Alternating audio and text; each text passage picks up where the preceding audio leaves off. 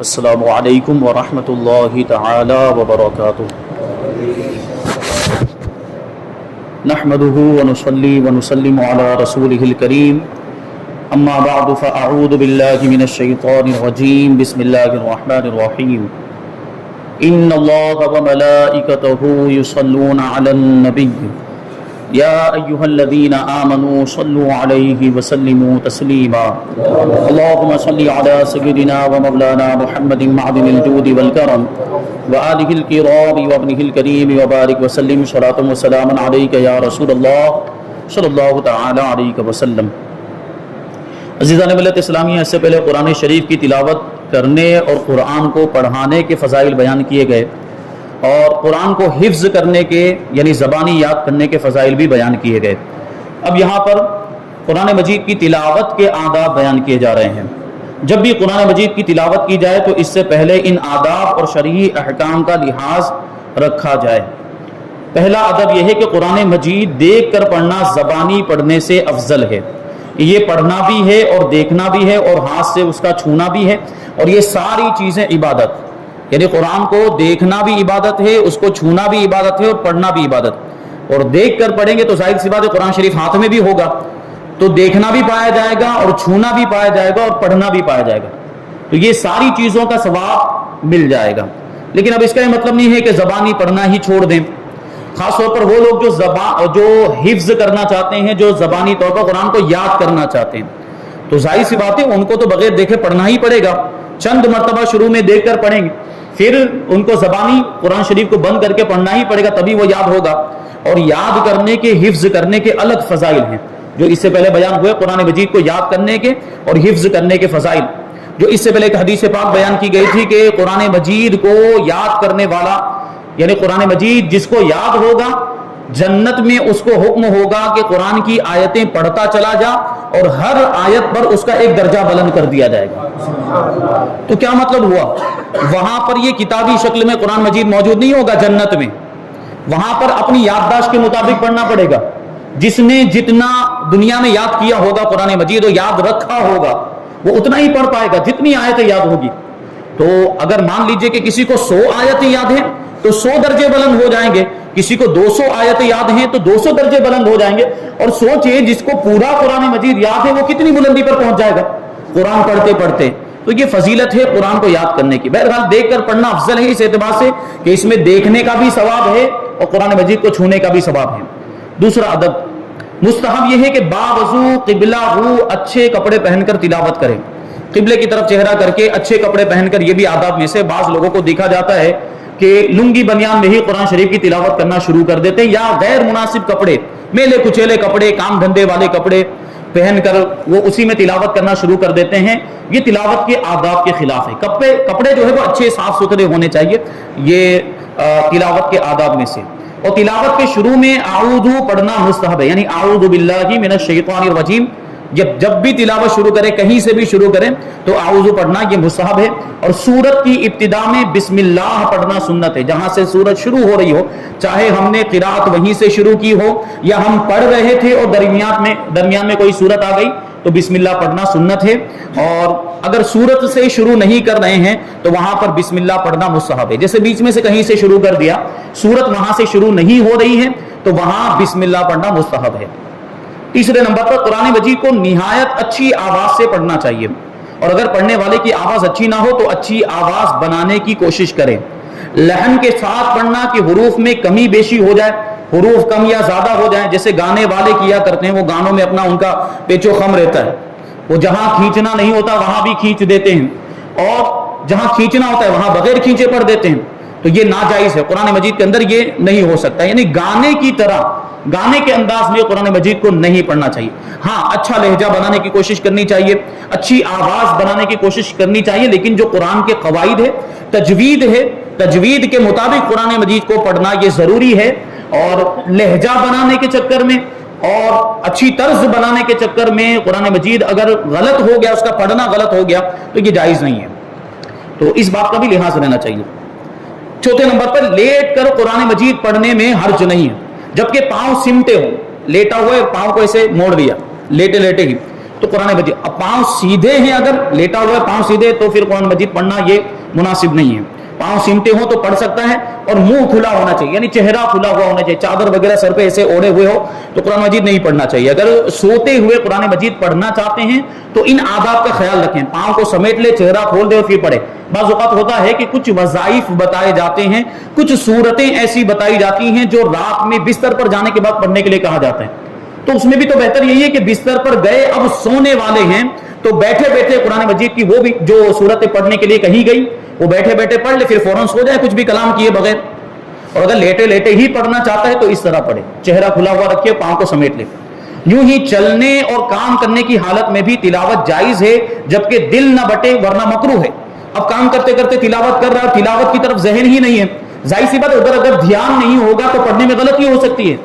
اس لیے اگر توجہ پوری ادھر ہے، پڑھتا جا رہا ہے، ساتھ میں کام بھی کیے جا رہا ہے، تو اس کی اجازت ہے. لیکن اگر دھیان ادھر نہیں ہے تلاوت کی طرف تو یہ مکروہ ہے، نامناسب ہے. جب قرآن مجید ختم ہو تو 3 مرتبہ قل هو اللہ احد پڑھنا بہتر ہے. سورہ اخلاص 3 مرتبہ پڑھنا چاہیے. اگرچہ تراویح میں ہو، جیسا کہ ہم دیکھتے ہیں تراویح میں جب قرآن مجید ختم ہوتا ہے آخری دن تو سورہ اخلاص 3 مرتبہ پڑھی جاتی ہے.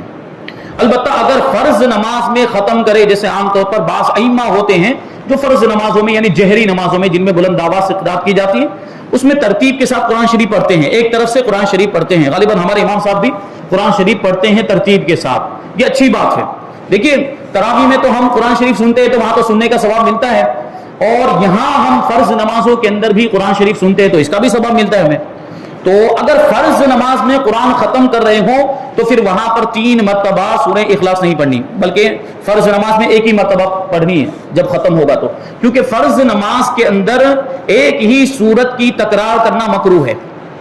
نفل نماز میں اور سنت نماز میں ایک ہی سورت کو بار بار پڑھا جا سکتا ہے. جیسے ہم نہیں دیکھتے ہیں بڑی راتوں میں جو نمازیں پڑھی جاتی ہیں اس میں نہیں ہوتا سورہ فاتحہ کے بعد اتنی مرتبہ سورہ اخلاص پڑھیں، اتنی مرتبہ فلاں سورت پڑھیں. تو نفل نماز میں ایک ہی سورت کو بار بار پڑھا جا سکتا ہے، سنت میں بھی ایک ہی سورت کو ایک ہی رکعت میں بار بار پڑھا جا سکتا ہے. لیکن فرض نماز میں یہ مکروہ ہے کہ ایک ہی رکعت میں ایک سورت کو بار بار پڑھیں، یا دوسری رکعت میں اسی سورت کو ریپیٹ کریں جو پہلی رکعت میں پڑھی ہے اگر کوئی مجبوری نہ ہو تو. 6 نمبر پر مسلمانوں میں یہ دستور ہے کہ قرآن مجید پڑھتے وقت اگر اٹھ کر کہیں جاتے ہیں تو قرآن مجید کو بند کر دیتے ہیں، کھلا ہوا چھوڑ کر نہیں جاتے. یہ ادب کی بات ہے، جب پڑھ رہے ہو تو کھول کے رکھا جائے، اور جب پڑھنا بند کر دے تو اس کا ادب کیا ہے کہ اس کو بند کر دیا جائے. جب ہم پڑھ نہیں رہے ہیں تو پھر کھلا ہوا نہیں رکھنا چاہیے، اس کو بند کر دینا چاہیے. مگر بعض لوگوں میں یہ مشہور ہے کہ اگر کھلا ہوا چھوڑ دیا جائے تو شیطان پڑھے گا، اس کی اصل نہیں ہے. یہ غلط بات مشہور ہو چکی ہے کہ اگر قرآن شریف کو کھلا چھوڑ دیا جائے تو شیطان پڑھے گا. اگر اس کو توفیق ہوتی تو وہ گمراہ تھوڑی ہوتا. اگر اس کو قرآن پڑھنے کی، شیطان کو قرآن پڑھنے کی توفیق ہوتی تو اللہ کی بارگاہ سے وہ ہکال کیوں دیا جاتا؟ اس کو ہاتھ دیا گیا، اللہ کی بارگاہ سے نکال دیا گیا، کیونکہ وہ گمراہ ہے، گمراہ کرنے والا ہے. وہ تو لوگوں کو قرآن کی تلاوت سے روکنے والا ہے، وہ کہاں خود قرآن کی تلاوت کرے گا؟ تو اس کی طرف سے تو یہ تصور کیا ہی نہیں جا سکتا کہ وہ قرآن کی تلاوت کرے گا. البتہ بتاتے ہیں کہ ہو سکتا ہے، ممکن ہے کہ بچوں کو اس ادب کی طرف توجہ دلانے کے لیے یہ بات بنا لی گئی ہو. بچوں کو کچھ ریزن دینا پڑتا ہے، بچوں کو لاجک بتانا پڑتا ہے کسی بھی چیز کا، کیونکہ وہ ہمیشہ ان کا ذہن ایسا ہوتا ہے، وہ سیکھ رہے ہوتے ابتدا میں، اور ان کو کوئی ایسا لاجک دے دیا جائے تو پھر ان کے ذہن میں وہ بات نقش ہو جاتی ہے. تو ہو سکتا ہے بچوں کو سمجھانے کے لیے کھلا ہوا نہیں رکھنا چاہیے کہ وہ شیطان پڑھتا ہے تو پھر بچہ کو شیطان پڑھتا ہے تو پھر بچہ بند کر دے گا. یہ ہوتا ہے کہ نہیں ہوتا؟ تو ہو سکتا ہے کہ ورنہ اس کی کوئی اصل یعنی قرآن و حدیث کے اندر یہ نہیں آیا کہ شیطان قرآن پڑھتا ہے. جب بلند آواز سے قرآن مجید پڑھا جائے تو تمام حاضرین پر سننا فرض ہے، جبکہ وہ مجمع قرآن مجید سننے کی غرض سے ہی جمع ہوا ہو، ورنہ ایک کا سننا کافی ہے، اگرچہ باقی لوگ اپنے کام میں مصروف ہوں. مجمع میں سب لوگ بلند آواز سے پڑھیں یہ حرام ہے. بعض اوقات دیکھا جاتا ہے کہ قرآن خوانی ہو رہی ہے، ختم ہو رہا ہے، اور کچھ لوگ مل کر بہت بلند آواز سے زور زور سے پڑھنا شروع کر دیتے ہیں. یہ جائز نہیں ہے. کم سے کم اتنی آواز ہونی چاہیے کہ خود سن سکے، اتنی زیادہ آواز نہیں ہونی چاہیے کہ دوسروں تک آواز پہنچے. اتنی بلند آواز سے نہیں پڑھنا چاہیے. اگر چند شخص پڑھنے والے ہوں تو حکم یہ ہے کہ آہستہ پڑھیں. آہستہ پڑھنے کا میں نے مطلب بتا دیا. بازاروں میں اور جہاں لوگ کام میں مشغول ہو بلند آواز سے پڑھنا ناجائز ہے. لوگ اگر نہ سنیں گے تو گناہ پڑھنے والے پر ہوگا، کیونکہ قرآن جب بھی پڑھا جائے آیت کریمہ کے وَإِذَا قُرِئَ الْقُرْآنُ فَاسْتَمِعُوا لَهُ وَأَنصِتُوا لَعَلَّكُمْ تُرْحَمُونَ کہ جب قرآن پڑھا جائے تو اسے غور سے سنو اور خاموش رہو تاکہ تم پر رحم کیا جائے. تو قرآن شریف جہاں پڑھا جائے تو سننا واجب ہو جاتا ہے. اب بازار میں جا کر پڑھنے لگ گئے اور یہ جو لوگ کام میں مشغول ہے وہاں پر جا کر پڑھنے لگ گئے، تو وہ تو اپنے کام میں مشغول ہیں، وہ تو اپنا کام کر رہے ہیں، اس کا پڑھنا ناجائز ہے کیونکہ وہ سنیں گے نہیں تو گناہ اس کے اوپر ہوگا۔ تو کہتے ہیں اگرچہ کام میں مشغول ہونے سے پہلے اس نے پڑھنا شروع کیا ہو، اور اگر وہ جگہ کام کرنے کے لیے مقرر نہ ہو تو اگر پہلے پڑھنا اس نے شروع کیا اور لوگ نہیں سنتے تو لوگوں پر گناہ ہے، اور اگر کام شروع کرنے کے بعد اس نے پڑھنا شروع کیا تو اب اس پر گناہ ہے۔ جو شخص غلط پڑھتا ہو تو سننے والے پر واجب ہے کہ اس کو بتائے، غلط پڑھ رہا ہے، ہم سن رہے ہیں کہ یہ غلطی ہو رہی ہے تو بتانا واجب ہے، ضروری ہے، ہمیں معلوم ہے کہ یہ غلطی ہو رہی ہے تو اصلاح کرنا چاہیے، بشرطے کہ بتانے کی وجہ سے کینہ اور حسد پیدا نہ ہو۔ بعض اوقات ایسا ہوتا ہے کہ ہم نے بتایا تو سامنے والا کہتا ہے کہ تو نے کیوں بتایا، تجھے بتانا نہیں چاہیے، تو کون ہوتا ہے مجھے بتانے والا، تو کون ہوتا ہے میری اصلاح کرنے والا، میری غلطی نکالنے والا، اس طرح کے معاملات ہوتے ہیں۔ اور بعض اوقات بتانے والے کی یہ کیفیت ہوتی ہے، انتقام کا جذبہ ہوتا ہے کہ میں نے تو اس کی غلطی نکال دی، دیکھو میں کتنا بڑا ہوں، میں کتنا اچھا قرآن شریف پڑھنا جانتا ہوں کہ میں نے فلاں کی غلطی۔ نہیں، نیتیں اچھی ہونی چاہیے، اگر ہم اصلاح کرنا چاہتے ہیں تو اچھی نیت سے اصلاح کریں، حسد اور کینہ، جلن اور انتقام کا جذبہ نہیں ہونا چاہیے۔ جیسے فرض علوم کورس کے اندر لقمے کا جو بیان آیا تھا، لقمے کے مسائل اس میں بیان کیے گئے تھے، اس میں ایک بات یہ بھی بیان کی گئی تھی کہ خاص طور پر تراویح کے موقع پر سننے والے بعض حفاظ ایسے ہوتے ہیں جو انتقامی جذبے کے تحت لقمہ دیتے ہیں۔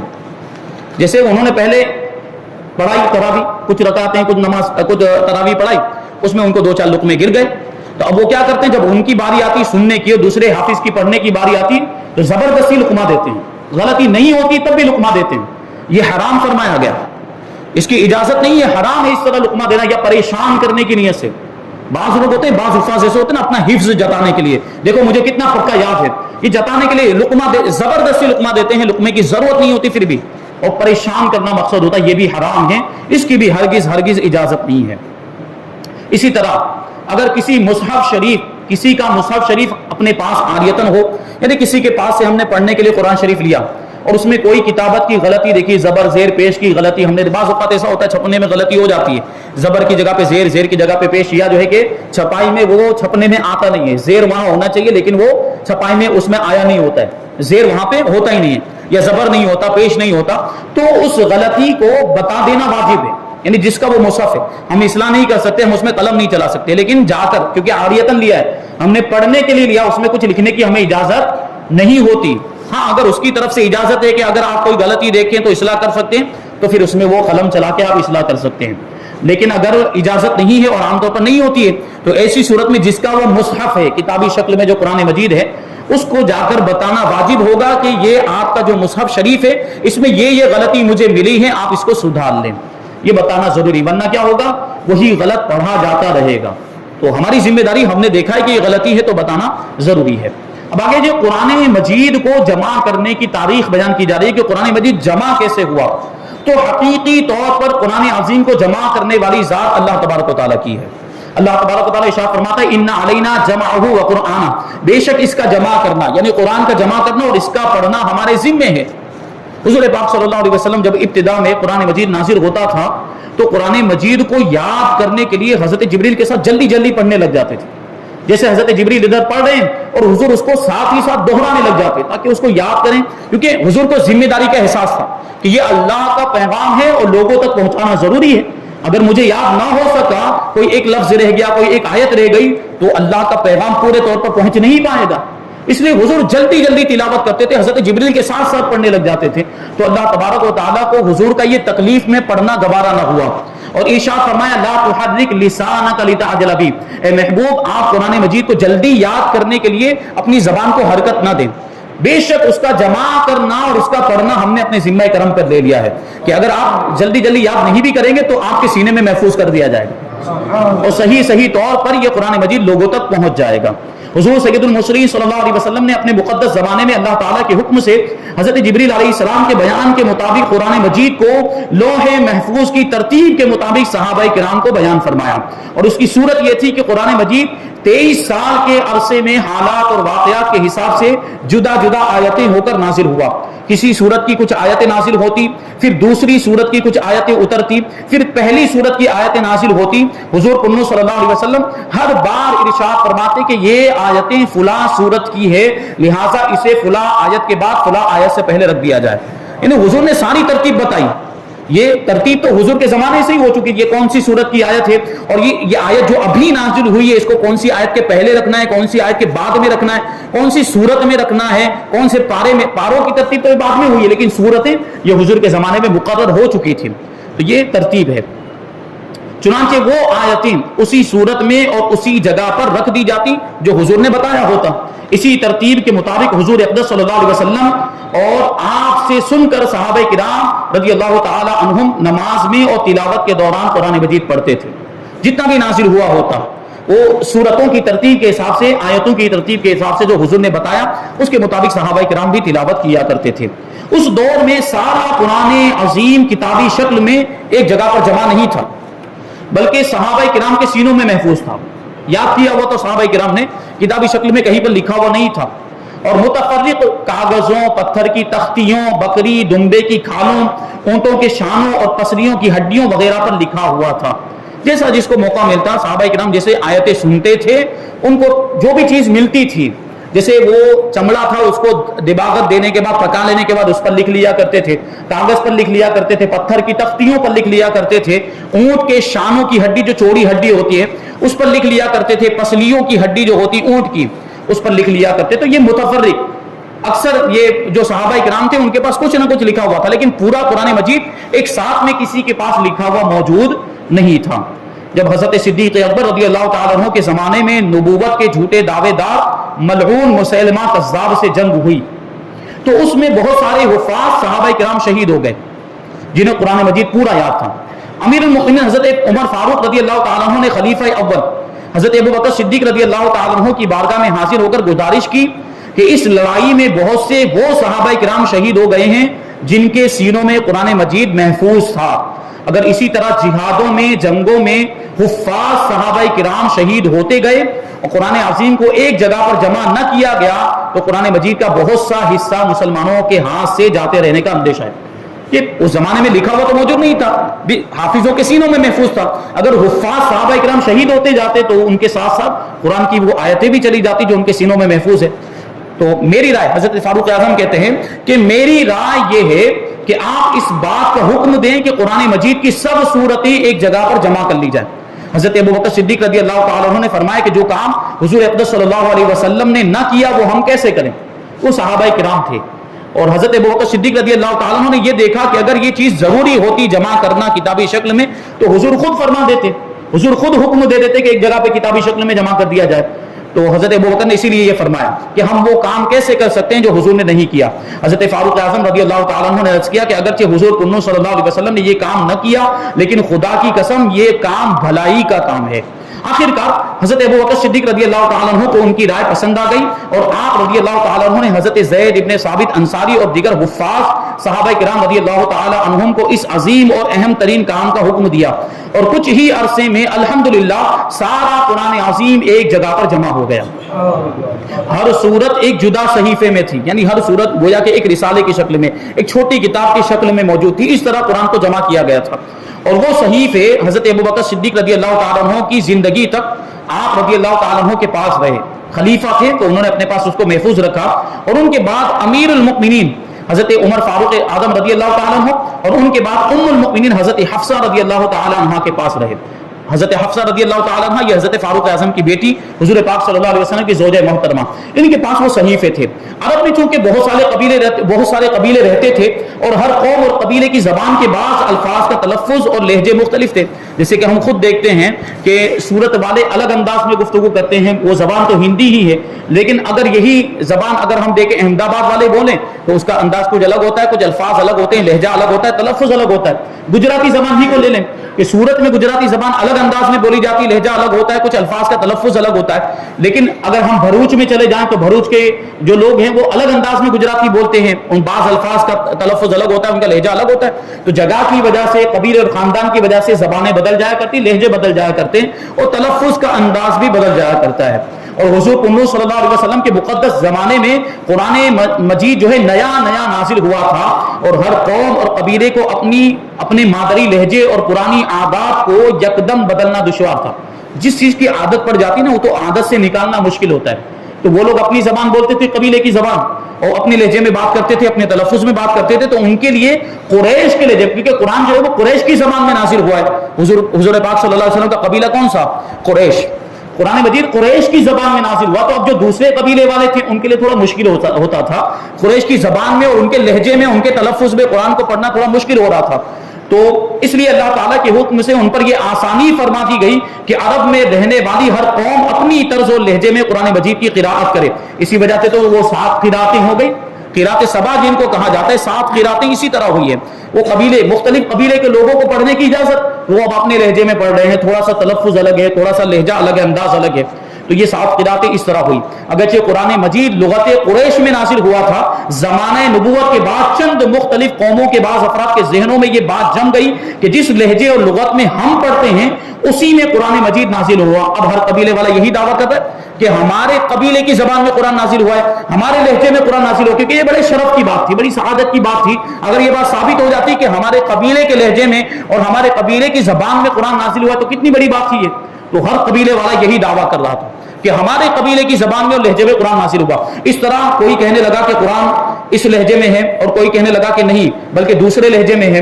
یہاں تک کہ امیر المؤمنین حضرت عثمان غنی رضی اللہ تعالیٰ عنہ کے زمانے میں یہ نوبت آ گئی کہ لوگ اس معاملے میں ایک دوسرے سے لڑنے کے لیے تیار ہو گئے. ہماری زبان میں نازل ہوا، ہمارے لہجے میں نازل ہوا، ہمارے قبیلے کے تلفظ میں یہ معاملات ہونے لگے، جھگڑا ہونے لگا. جب امیر المؤمنین حضرت عثمان غنی رضی اللہ تعالیٰ عنہ کو اس بات کی خبر پہنچی تو آپ رضی اللہ تعالیٰ عنہ نے فرمایا کہ ابھی سے تم میں یہ اختلاف پیدا ہو گیا ہے تو آئندہ تم سے کیا امید کی جا سکتی ہے. یعنی ابھی تو صحابہ کرام کا دور ہے اور ابھی یہ اختلاف کی بات ہو گئی. تو پھر کیا ہوا؟ چنانچہ امیر المؤمنین حضرت علی مرتضیٰ رضی اللہ تعالیٰ عنہ اور دیگر اکابر صحابہ کرام رضی اللہ تعالیٰ عنہم کے مشورے کے مطابق یہ طے پایا کہ اب ہر قوم کو اس کے لب و لہجے کی اجازت میں مصلحت نہ رہی بلکہ اس سے فتنہ اٹھ رہا ہے. لہٰذا پوری امت کو خاص لغت قریش پر جس میں قرآن مجید نازل ہوا ہے جمع کر دینا اور باقی لغتوں سے باز رکھنا چاہیے. یعنی اب سب کو ایک ہی حکم دیا جائے گا کہ وہ لغت قریش پر ہی قرآن پڑھیں، اب اپنے قبیلے کے لہجے میں طرز میں نہیں پڑھ سکتے. حضرت ابوبکر صدیق رضی اللہ تعالیٰ عنہ نے جو صحیفے جمع فرمائے تھے وہ ام المؤمنین حضرت حفصہ رضی اللہ تعالیٰ عنہ سے منگوا کر ان کی نقلیں لی جائیں اور تمام صورتیں ایک مصحف میں جمع کر دی جائیں. پھر وہ مصاحف یعنی کتابی شکل میں تیار کر کے اسلامی شہروں میں بھیج دیے جائیں اور سب کو حکم دیا جائے کہ وہ اسی لہجے کی پیروی کریں اور اس کے خلاف اپنے اپنے طرز ادا کے مطابق جو صحائف یا مصاحف بعض لوگوں نے لکھے ہیں فتنہ ختم کرنے کے لیے وہ تلف کر دی جائے، ان کو ختم کر دیا جائے. چنانچہ اسی درست رائے کی بنا پر امیر المؤمنین حضرت عثمان غنی رضی اللہ تعالیٰ عنہ نے ام المؤمنین حضرت حفصہ رضی اللہ تعالیٰ عنہ سے وہ صحائف منگوائے اور ان کی نقلیں تیار کر کے تمام شہروں میں بھیج دی گئی. اسی عظیم کام کی وجہ سے امیر المؤمنین حضرت عثمان غنی رضی اللہ تعالیٰ عنہ کو جامع القرآن کہا جاتا ہے، یعنی قرآن کا جمع کرنے والا کہا جاتا ہے کہ یہ عظیم خدمت حضرت عثمان غنی رضی اللہ تعالیٰ عنہ نے انجام دی. یہ قرآن جو ہے کتابی شکل میں حضرت عثمان غنی کے زمانے میں ہی مکمل طور پر یہ جمع ہوا، اس کے نسخے تیار کیے گئے اور اسلامی شہروں میں جہاں جہاں اسلام کی حکومت تھی وہاں ان کو بھیجا گیا. اب آگے جو ہے کہ تفسیر کی تاریخ بیان کی جائے گی کہ تفسیر کہاں سے شروع ہوئی. اللہ تبارک و تعالیٰ کی بارگاہ میں دعا ہے کہ جو کچھ بھی بیان ہوا اس پر ہم سب کو عمل کرنے کی توفیق عطا فرمائے، ہمارے ذہنوں میں ان باتوں کو محفوظ رکھنے کی قوت اور طاقت عطا فرمائے اور دوسروں تک ان ساری باتوں کو پہنچانے کی توفیق عطا فرمائے. نور قرآن سے ہم سب کے دلوں کو منور اور روشن فرمائے. وما علینا الا البلاغ. السلام علیکم.